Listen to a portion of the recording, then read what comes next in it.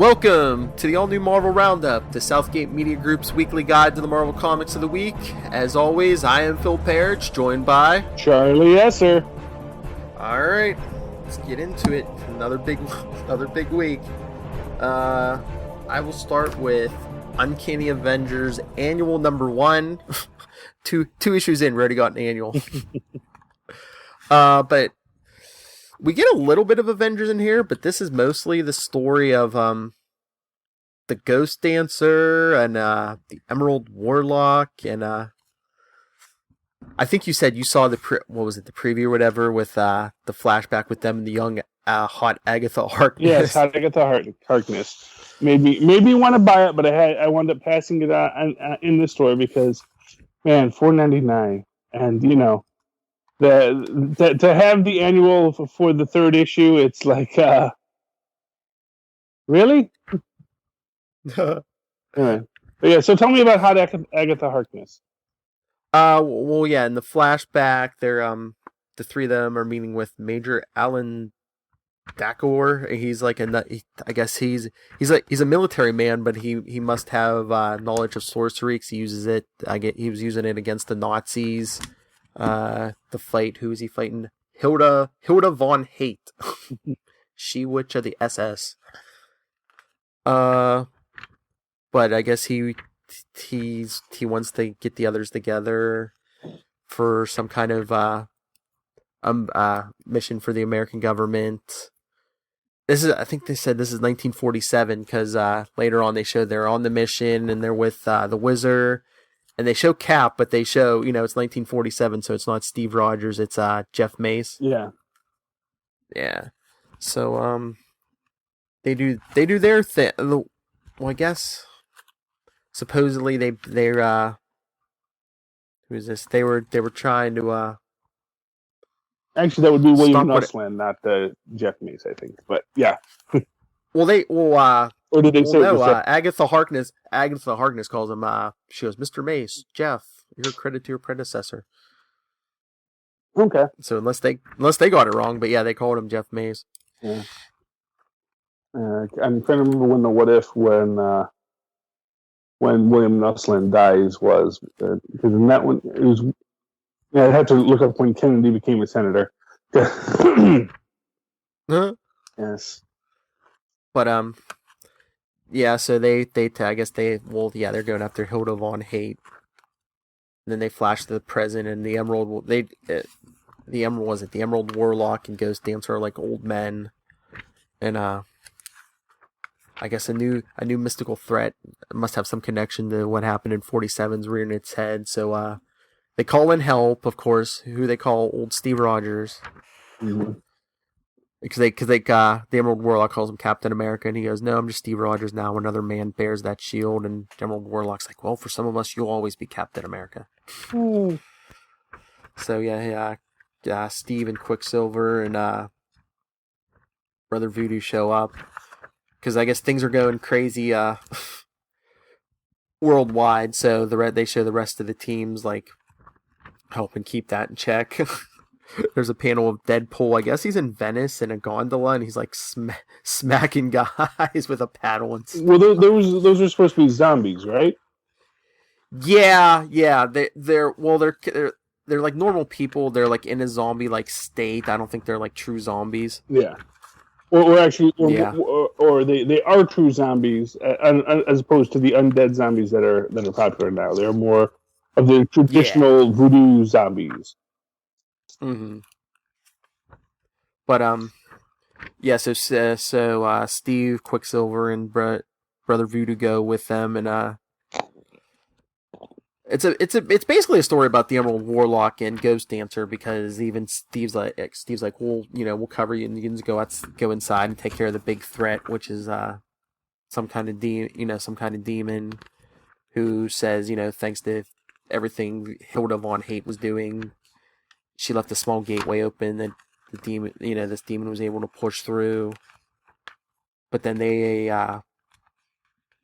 basically drain the demon of this energy and he vanishes. But after the Avengers leave, they show that the true mastermind behind this whole plot, who kills Ghost Dancer, was the Emerald Warlock himself. So right. We're gonna see him again, and you know where we're gonna see him again, Charlie?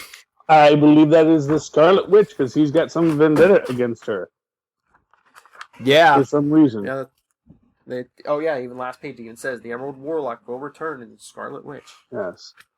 Which I would be reading if, there wasn't 50 million other books. Yeah. Well, we get a bye week next week. Although, actually, I was checking it, and I actually still have like 5 books coming to me next week, even though it's just... Yeah, I Oh, only have 2, so I might have to check out something. Maybe Scarlet Witch or something. yeah. Well, they have the last issue of Hail Hydra, and it's like I've been so disappointed lately by the last issues of Secret Wars books that I'm like, Oh, hey, do you have any Secret Wars books this month or this week? You mean this week? Yeah. I don't believe so. Let me take a quick double check. No, I don't believe so. Yeah, me neither. Huh? Finally, it's almost over. Just the main book has to come out, probably. Well, like I said, Hail Hydra comes out next. Oh yeah. Yeah, but I think everything I was reading was done except for the main book. But Uncanny Avengers, I don't know if it needed an annual already, but it was a good story. I gave it a thumbs up. Yeah, there you go. My next one, since that kind of dealt with the past, I thought I'd deal with this. Another one from the past, Star-Lord #1. It kind of goes into his the first page shows his mother getting killed by aliens. She doesn't, not like the movie. She doesn't die in a hospital. She gets killed by aliens. Mm-hmm. Which, I guess, fuels his obsession with getting to space, because then the whole rest of the issue is 8 years later, and he's working for NASA, but he's not an astronaut. He's basically, I guess he's more like maintenance, because it starts with him in a flight simulator, and,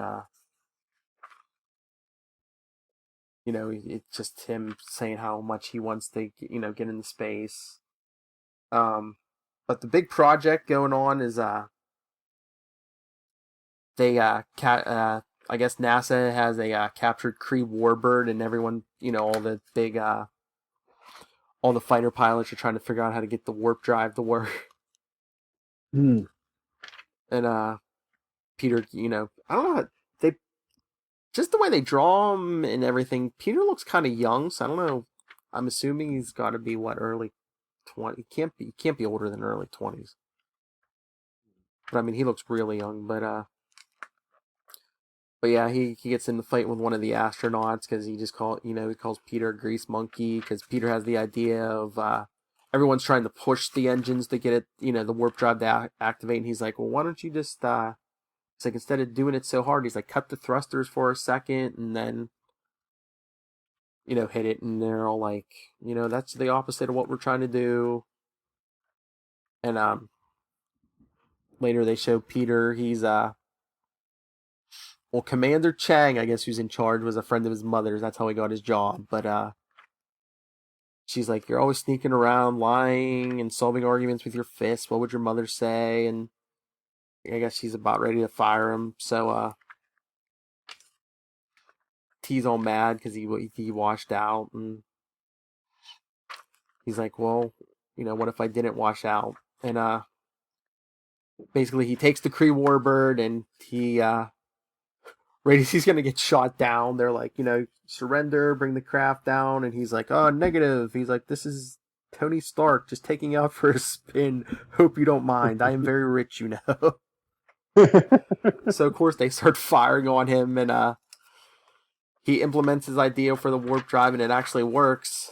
And so he gets out into space, but for some reason he loses power, so he's adrift in space. Wah, wah. But I think someone's coming to his rescue, because the one page we see a shadowy figure who I'm guessing is Yondu. Yeah, Yondu. It was a good start to this series. I give it a thumbs up. Very good. Okay. So what did I get on my own this week? This week, I got The New Avengers, issue 3. So we open up on Avengers AIM Island. Well, actually, no, I'm sorry.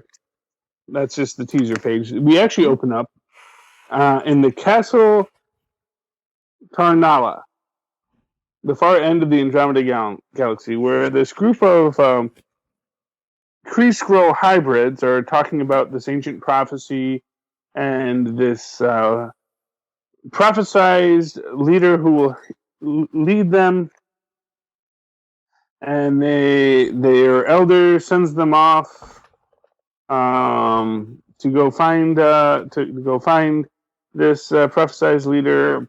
And when he is left alone, we see the the being from the previous the ancient one from the previous issue that Reed Richards had brought from the third universe to the eighth universe, and it promptly devours the old man. Cut to Avengers Island, where in the cafeteria, Power Man is giving Wiccan flack about his name, because of course Wiccan isn't actually a Wiccan, and it's kind of like weird that you would call yourself Wiccan if you're not a Wiccan. Meanwhile, Pod is having some diagnostics done, and they're trying to communicate with the human inside, but are having some problems because because the human and the Pod are integrated so fully. Meanwhile, Songbird has found a bug and is showing it to DaCosta to explain that they're being spied on. They show it to Tony I'm or sorry? Steve. I said Tony or Steve. Who are they getting spied on by? Well, they think it might have been Hawkeye, but Hawkeye was like, "What? No, I don't know what that's about." And they said, "Oh my God, you're not that good of a liar." That worries me that you did not know about this. And then, as they're discussing that, a giant ship decloaks and proceeds to have a wacky misunderstanding where their communications get knocked out, so they can't tell them that they're just there to pick up Hulkling. So they go and magic Hulkling out, and of course, Teddy or Wiccan goes with him. And then they have to take the Avenger 3, an AIM deep space cruiser. Brashear warp technology enables faster than light travel to distances of several million miles. Still not the coolest vehicle on the island. Meanwhile, Teddy and Billy are on some alien planet.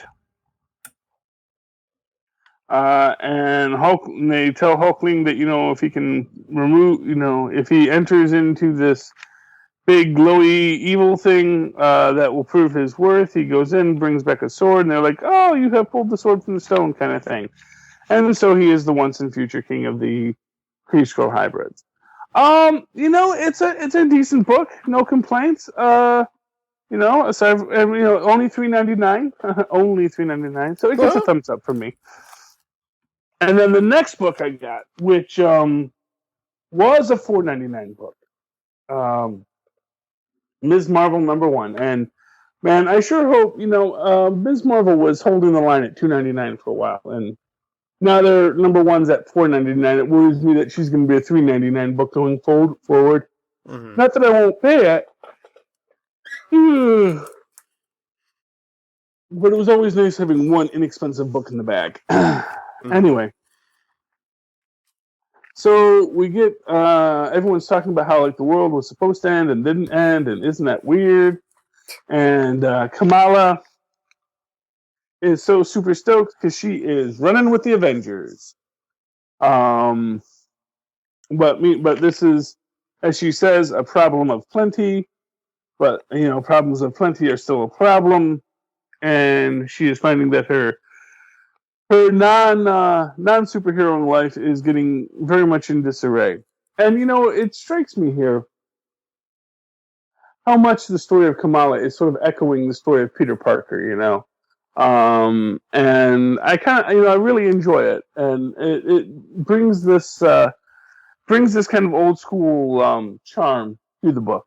So, very pleased with that. Anyway, she and her friends are talking, and all of a sudden she finds out that Bruno has a new girlfriend called Mike. And Kamala, even though she totally shut Bruno down when he confessed her love to her, is now got a wee bit of jealousy.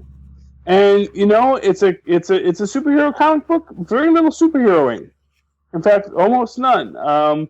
We get the introduction of what is going to be our big bad for the story arc, which is a real estate developer who's all gentrifying up Jersey City and running people out of business and doing evil stuff.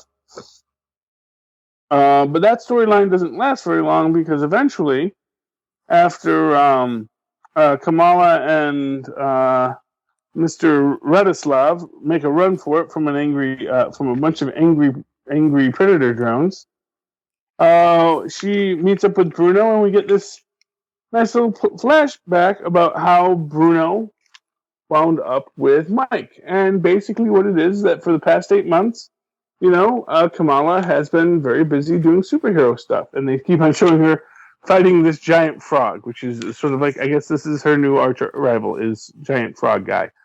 And during all of Ms. Marvel's adventures, Bruno and Mike kind of fell for each other, and that's where they're at. And it's very sweet and very touching, but of course also very hard for poor Kamala, who really does love Bruno, but they're just in two different spots in their lives, and it's very hard. Big thumbs up for Ms. Marvel. Cool. All right. Let's see. I got 3 more books on my own. Extraordinary X-Men #2. All right. Well, it opens up with Magic and Colossus looking for Nightcrawler in Amsterdam. And while they don't find him, they find his severed tail. Uh-oh. Yeah. Then it goes to Manitoba, Canada, where Storm and Iceman found, I remember they found Old Man Logan. Mm-hmm. And their Cerebro, like a newer version of Cerebro, has its own sentinel body.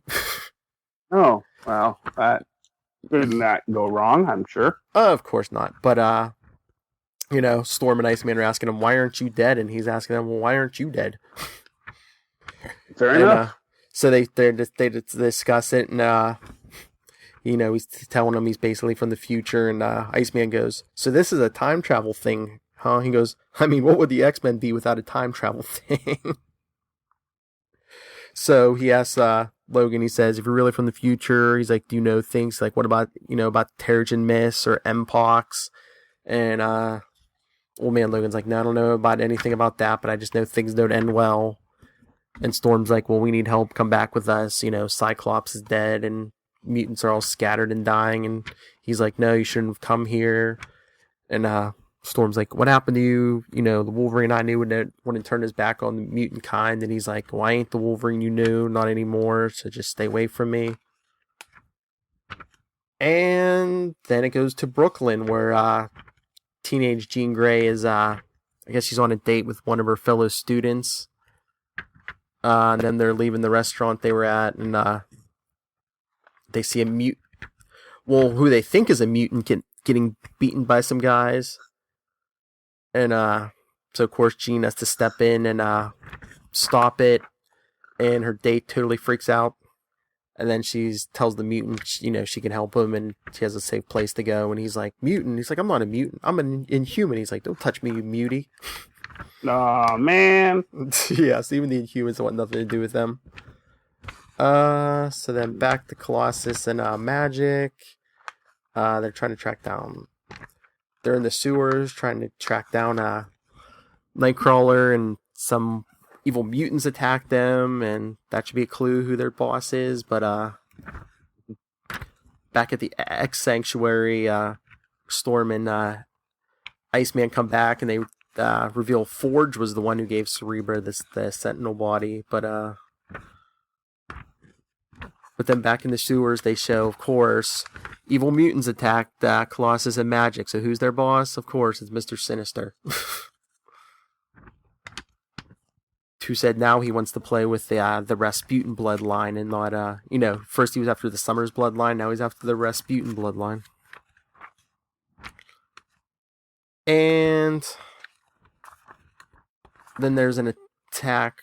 I guess it's Mr. Sinister's creations are attacking the X Sanctuary, which they finally reveal. Oh, 1 second, 1 second. Huh. Oh, sorry. Someone's knocking on my front door. Sorry. Okay. All right. So, remember last issue I said the X Sanctuary, wherever the X-Men are hanging out, they didn't reveal where it was? Well, they reveal it. Magic had transported the whole thing to Limbo. Limbo. Sunny Limbo. Yeah, but then at the end of the issue, they reveal, Old Man Logan's in a bar. In his future, guess who killed all the X-Men? Wolverine himself.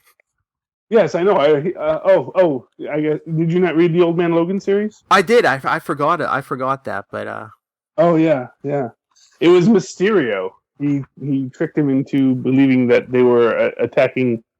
He was attacking supervillains. Yeah. And turned out to be just Mysterio. I did read that. I forgot, but the issue ends with he meets up with Teenage Jean Grey. So senior citizen Wolverine meets up with Teenage Jean Grey. That can't go wrong.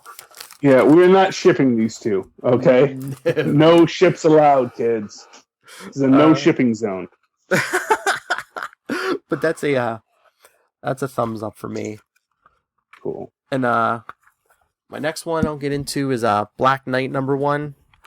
Mm-hmm. It opens up. I don't know if Black Knight's talking to himself, but it's basically his origin about how his uncle was a supervillain who fought Iron Man, and when he died, he gave the ebony blade to Dane Whitman, and Dane joined the Avengers, and then they go to, I guess, the present, but one day ago, and he's on Weird World. Like I told you before, he's trying to turn Weird World into the new Avalon. Mm-hmm. And Avalon is in the home of the Captain Britain Corps. I don't know if it's the Captain Britain Corps, or wasn't there some kind of magical Avalon with the Black Knight? Yeah, I don't know. Well, yeah, and it was also the home of the Captain Britain Corps. Mm-hmm. The pan-dimensional cops from Britain. Yeah, but him and his people are fighting fire-breathing rock trolls, because of course regular rock trolls just don't cut it around here. And we get introduced to Alikra Thash, she's the captain of his guard, and then Bolton Din, his bodyguard, and the two of them don't get along with each other. Why does he need a bodyguard? I don't know. Fire-breathing rock trolls. Yeah, but he's like an Avenger. Okay. Yeah, but so he's explaining how Weird World, I don't know if it has a portal or several different portals, because like all kinds of weird stuff from different worlds and times show up there. Like there's like an old World War II German U-boat there, and he finds like stuff on there. I guess he figures from Prisoner of War, because there's like a bunch of American stuff on there, like Captain America memorabilia, and looks like a U.S. Army kit. Then they show his room, and I guess all the weird stuff he's collected from the portals, because there's like pinball machines. There's an old Herbie robot, the Fantastic Four's Herbie. Yay. That'll come in handy later. An old copy of the Daily Bugle, Spider-Man, Friend or Foe. There's all kinds of stuff in there. Well, that's a classic. That one's worth money. But oh wait, Friend or Foe? That's actually way more fair and balanced than normal. Usually it's threat or menace. Yeah, I know. But then it looks like he's talking to his ancestor Percy. He's either hallucinating or he's talking to the ghost of his ancestor Percy. Mm-hmm. And because he's talking into a tape recorder, chronicalizing, I guess, his history. He said in case something happens to him for the next Black Knight. And Percy's like, yeah, right. You're just doing that because you figured out that you're succumbing to the power of the Ebony Blade. Dun dun And dun. they flash back to when he killed, I guess, the old ruler of a weird world, and then all the armies are all hail Dane Whitman, all hail the new king and stuff. So uh, but then his bodyguard comes in and says, one of our scouts just reported in the invaders you warned us about are coming, and he's like, oh, they're here. He's like, prepare the men. He's like, if my old friends are coming for me, you better believe I'm not going quietly. And it's, of course, it's the Uncanny Avengers. Ah, Yeah, that's how the issue ends. So the Avengers are after him for so something. cliffhanger. Yeah. Mm-hmm. So Will be interesting. So thumbs up. yeah, thumbs up. And Okay. my last book on my own is the one I guess you skimmed through, Astonishing Ant-Man #2. Yes, thumbs down. Oh, you gave it you're gonna give it a thumbs down. Well, I will say this: I did not pick it up, so Yeah. yeah, I was not pleased with this stuff. What did you think of it? Um, it was all right. I mean, well, looks like Grizzly and Machine Smith are gonna betray him, or and then well, I'm going to ask you. I'm glad you at least flipped through it. What did you think of the Darla Deering stuff? Because Well, like I said, that was really what kind of killed it for me because it felt like they really kind of, because I kind of felt that was weird at the very beginning of the series that they go from the FF book where him and Darla are very much a couple. They kind of have this makeshift family with the Future Foundation, mm-hmm. and they're moving. They're together, and it's this very solid thing. And then when we show up in the first Ant-Man book, there's no reference of Darla Dearling, no reference to the kids from the Future Foundation. And although they did have some stuff with the Future Foundation in the Fantastic Four book that was just before this, where they were captured by Shield and yada yada yada. Mm-hmm. It just seemed very, very strange that there's not even a mention of her. And then when we finally get her back here, honestly, and like I said, that because as it turns out, the big reveal at the end is that she used the Hench app to get this mad magician kid to come and fight Ant-Man. And it seemed first off, the whole thing seemed very much out of character for Darla Dearling. Mm-hmm. And secondly, and it's all for some kind of reality show thing, which again, she's like this Lady Gaga character who is like this major rock star. I don't know why she's doing a reality show at this point in her career. Mm-hmm. But and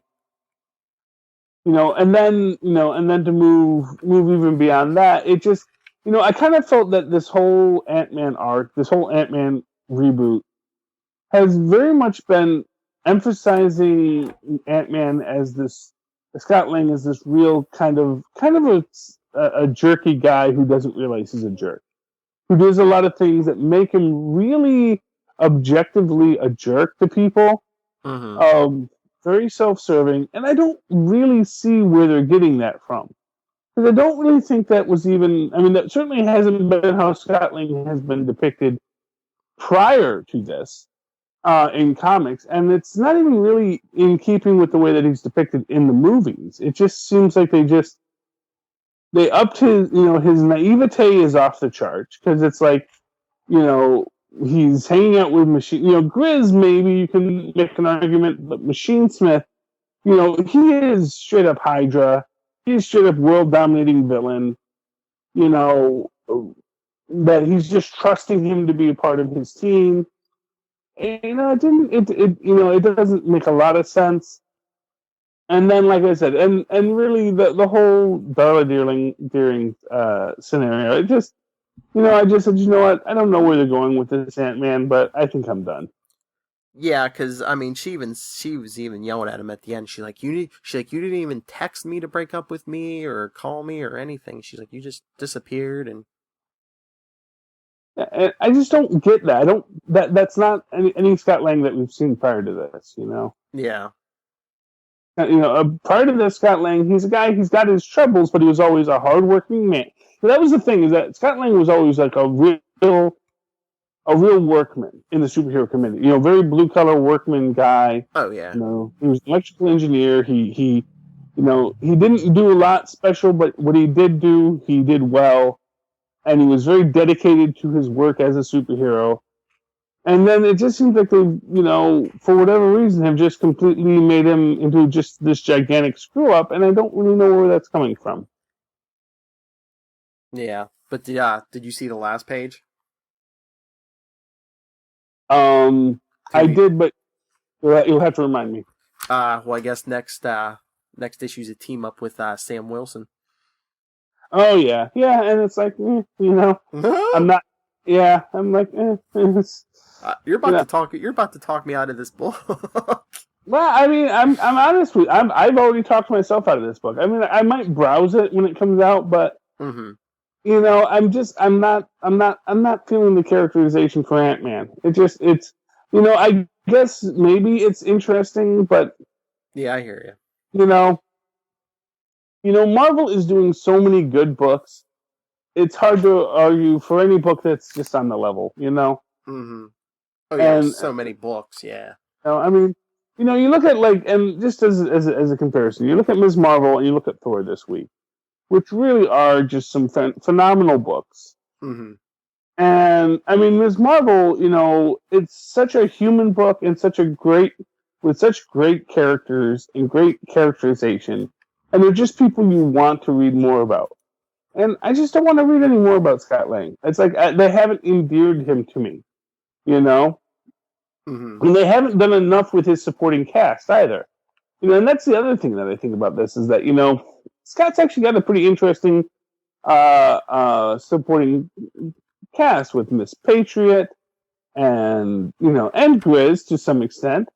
Less so with Machine Smith, but even like if you had a Darla Deering in there as a love interest, or his family with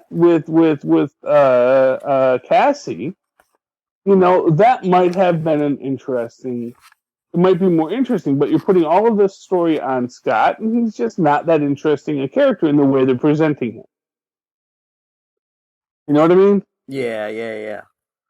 Yeah, that's my take on it. Do you want to rate it, even though you didn't read it, or? Oh, I gave you my rating. It's a thumbs down. Okay. Yeah, I mean, I don't think reading it would have moved my thumb at all. You know what? And here's the thing: I was actually about to get it because I really was interested in seeing the Darla Deering story. Mm-hmm. But then they had her betray him at the end. She's hiring supervillains to attack him. Yeah.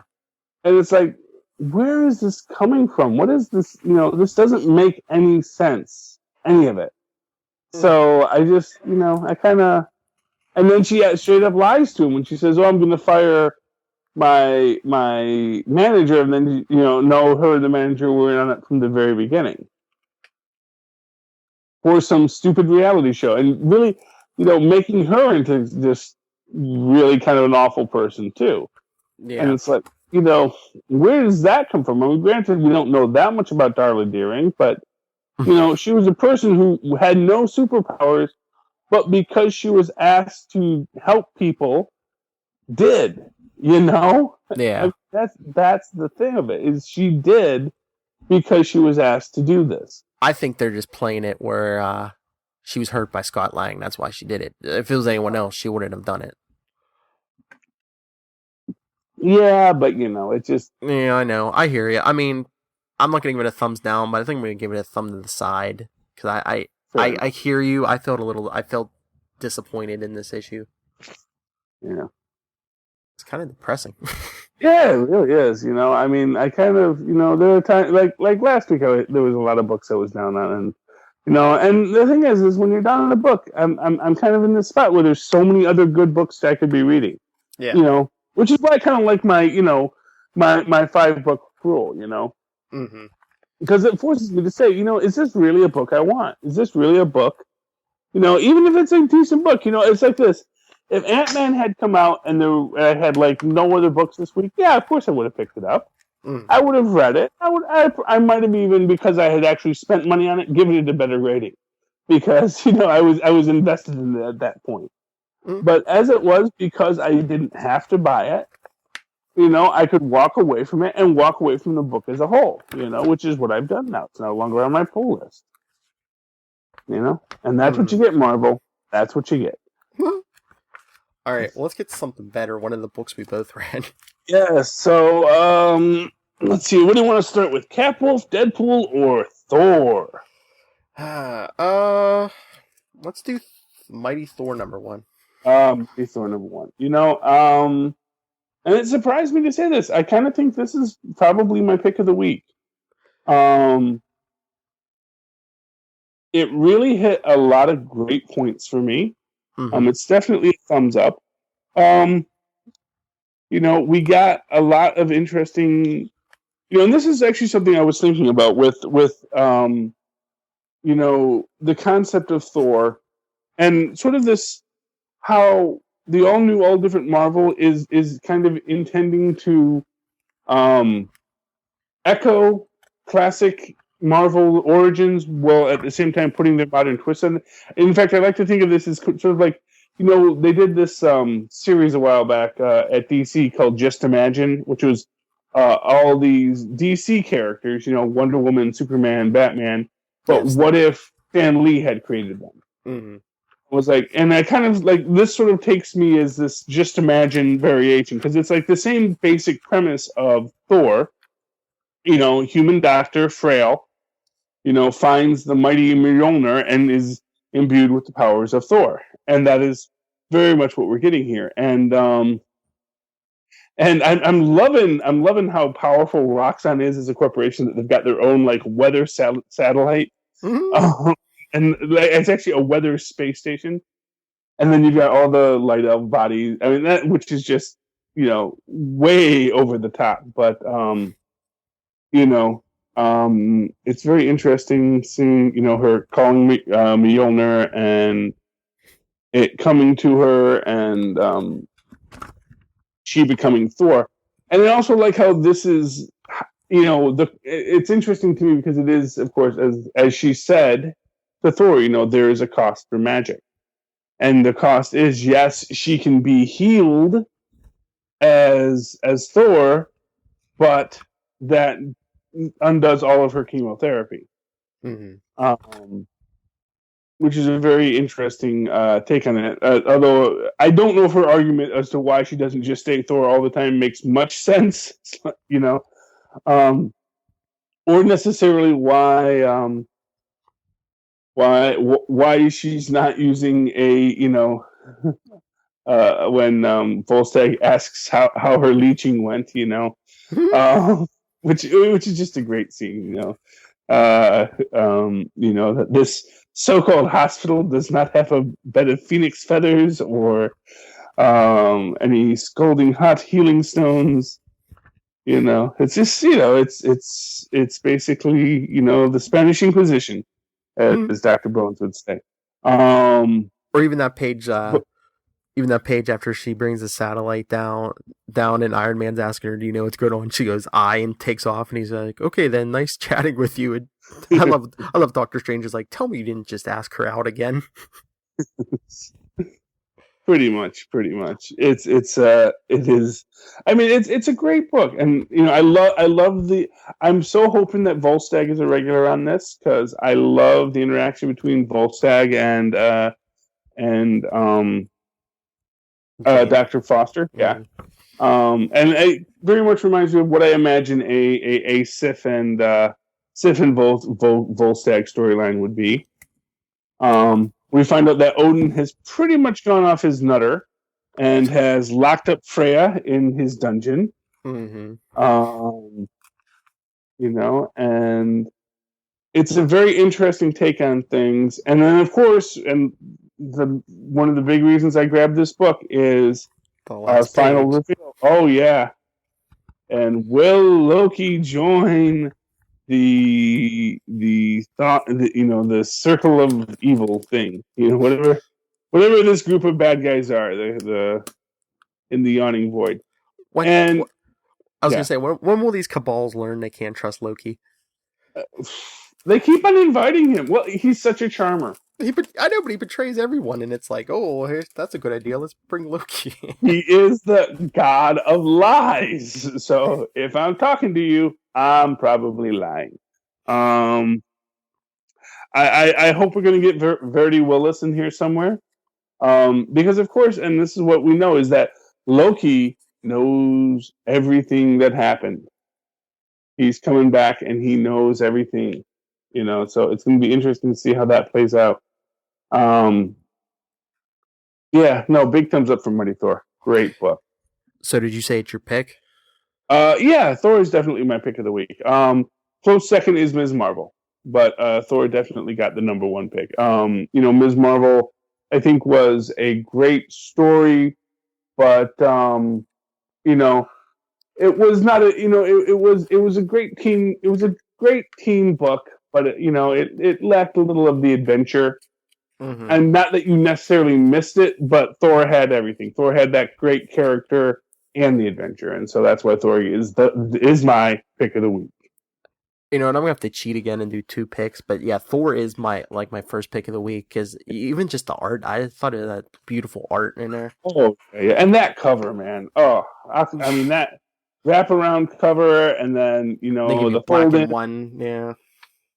It is just all around just an awesome bit of book. And really, this is like the first $4.99 book where I said, well, that and Ms. Marvel, where I said, okay, this is totally a $4.99 book.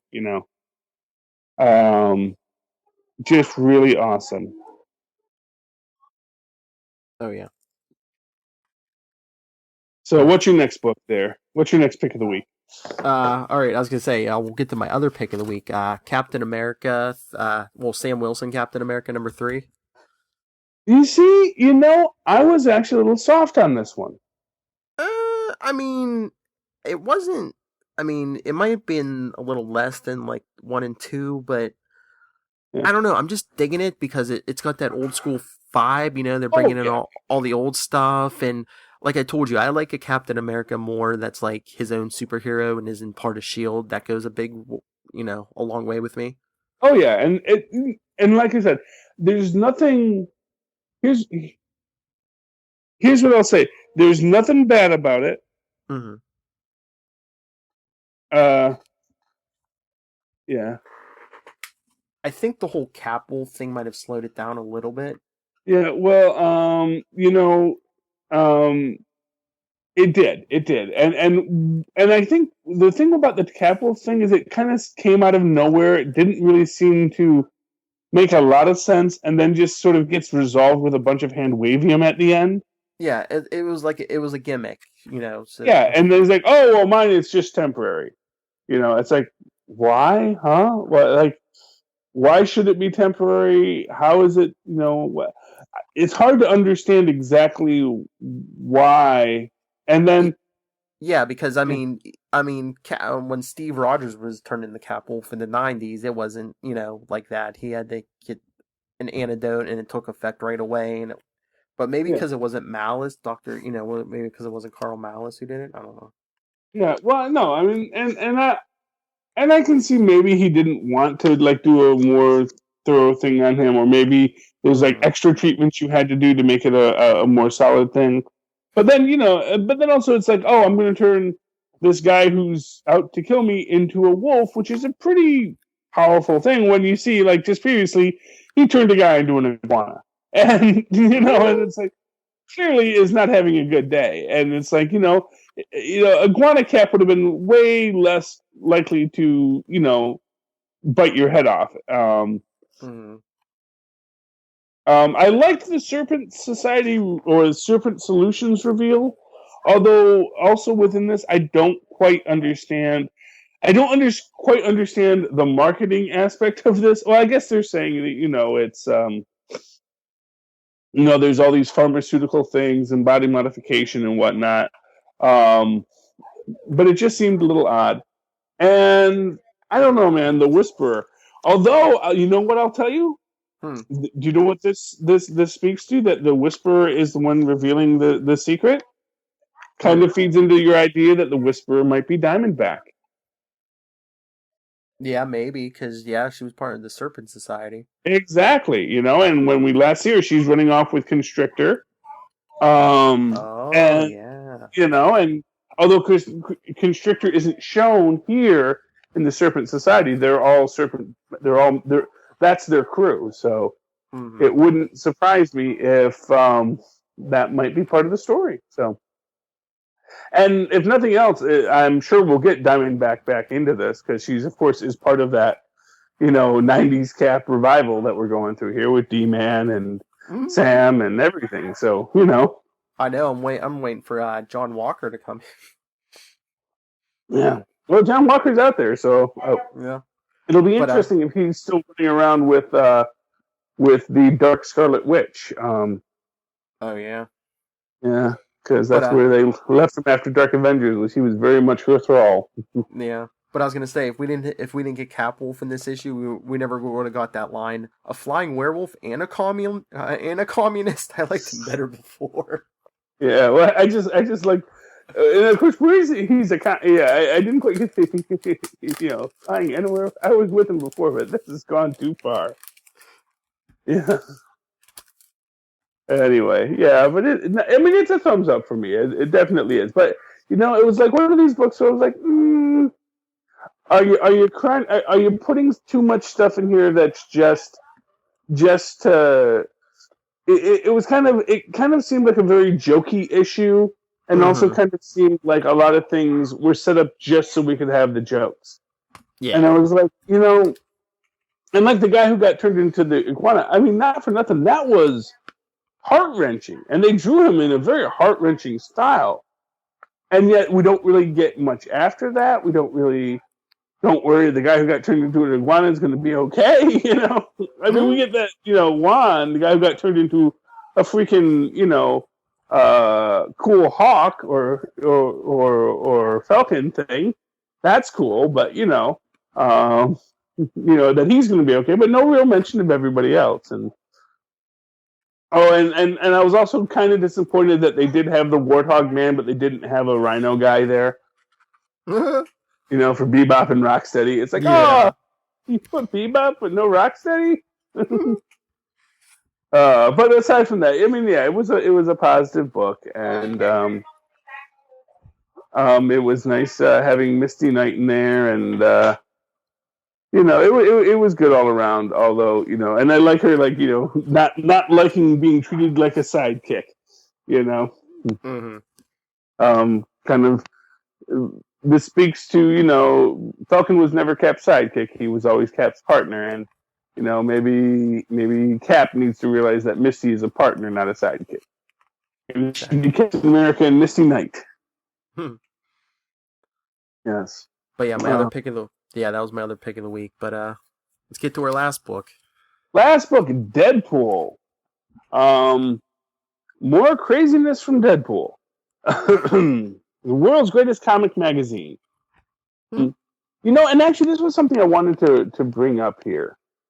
Have you been getting kind of a vibe from the all new, all different Marvel universe of, how the Beyonder at the, and they actually touch on this line several times in several side books during this whole thing, was that, slay your enemies and all you desire will be yours. Uh-huh. Are you seeing a lot of people who are, like, getting their desires here? I mean, you have Pete is now head of a multi-billion-dollar company. Yeah. Kamala is now an Avenger, which he always dreamed of doing. Deadpool is the world's most famous, hero.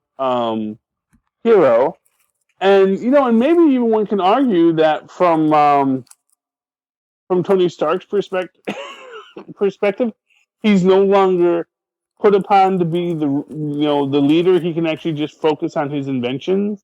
And even Cap is like back in the field and back enjoying the excitement of being a hero. It's it makes me wonder if that is where there is, if that's something that's intentional here, that people got some wishes granted.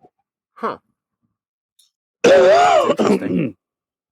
Yes, but anyway, but and also within that, in getting these wishes granted, and this is this thing that I was which also ties into this, is that we have, as Kamala says, the problem of plenty. She's gotten her wish, but it's really screwed up her life now because she can't be with Bruno. Bruno's off with someone else, and yes, she got one thing she wanted, but one thing that she even turned her back on, but now that thing she turned her back on is gone from her, and it's very frustrating to her. Deadpool, he is the world's most famous superhero, but he's finding, or maybe he isn't finding yet, but we are seeing that there are a lot of problems with this, and exactly who and where is Deadpool is a very interesting question that's come up here. I don't know if you noticed this, but I noticed this, that, the yellow bubbles, different people, when they're dressed as Deadpool, are talking with the little yellow bubbles, Mm-hmm. We see Stingray doing it, and later we see other people doing it. And I think that's supposed to make it so that you'd never really know who is the real Deadpool. And of course, when we get our reveal at the very end, when we get not really reveal, but yeah, it's not him. Yeah, but the guy that we thought was Deadpool does not seem to be Deadpool, and the other guy who, I'm guessing, and actually, you know what? I think his actual word bubbles are actually white. When Deadpool comes and beats up the guy who's been beating on his wife and stepkid. Yeah, so it's interesting. I'm wondering if maybe Deadpool has been broken into multiple people. Uh-huh. I don't know. It's very, very interesting. And poor Ats, it ends poorly. Yeah, but he recognized whoever was under Deadpool's mask, so. Yeah. Huh. Makes you wonder who it is. Very exciting. Really, really more interesting with Deadpool, and I'm really excited to see where it goes, because I think it's going to go somewhere very good. Mm-hmm. Oh yeah. Yeah. Did you give it a thumbs up? Oh yeah. Thumbs up for Deadpool. Thumbs up for Deadpool. Yeah. And that's the thing, is like Deadpool, I'm not quite sure where it's going. There's a lot of things I'm really kind of soft on, but it's giving me enough breadcrumbs that I want to keep on following, Mm-hmm. And it's got a lot of interesting humor. I like the little A-Team reference there when they're evicting the people, and and all the freebie jobs they're doing. It was very cool, and I'm definitely gonna stick around for issue 3. I've gotten they've made it to issue 3, which is more than I can say for Ant-Man. Yeah, that's true. So is that all of it, Phil? Yeah, I think so. Okay. A lot of books again, but I think next week's a little smaller. Like I said, I think I only have 2 books next week. Unless I pick up something else and try it. Maybe Scarlet Witch or something. Go get Scarlet Witch. Go get Vision. Go check out those Howling Commandos. They might be cool. All right. Well, if you have any recommendations on what we should be reading, or your thoughts on what we are reading, or any ideas for the big upcoming Marvel DC crossover, you can email us, marvelroundup@gmail.com. On Facebook, we're All New Marvel Roundup. And on Twitter, it's @Marvel_Roundup. And of course, if you want to talk any Marvel or DC with me, you can email me, nightwingpdp@gmail.com. And on Twitter, I am @nightwingpdp. Charlie? And of course, if you'd like to write me, you can always write me at superconnectivityblog@gmail.com. That's superconnectivityblog@gmail.com. And if you'd like to do the tweeting thing, you can always follow me on Twitter @CharlieEsser, CharlieEsser. Look for the 2 E's in the middle, because that means quality. All right. Well, I guess that's it. That's it. We'll see you all here next week. More books. Like I said, not as big a week. Thank goodness. But just, come back and be good to each other this week. Don't be like Scott Lang and be a gigantic jerk. Good night. Good night, everybody.